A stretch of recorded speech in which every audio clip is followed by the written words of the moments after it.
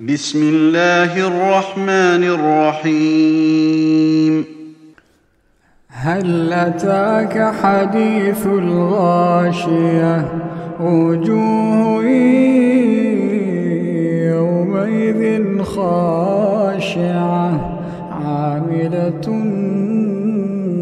ناصبة تصلى نارا حامية تسقى من عين آنية ليس لهم طعام إلا من ضريع لا يسمن ولا يغني من جوع وجوه يومئذ ناعمة لسعيها راضية في جنة عالية لا تسمع فيها لاغية فيها عين جارية فيها سرر مرفوعة وأكواب موضوعة ونمارق مصفوفة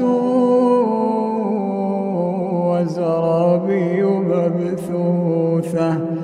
أفلا ينظرون إلى الإبل كيف خلقت وإلى السماء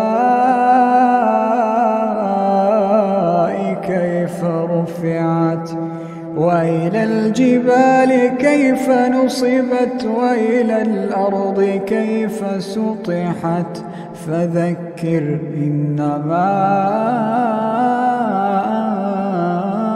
أنت مذكر لست عليهم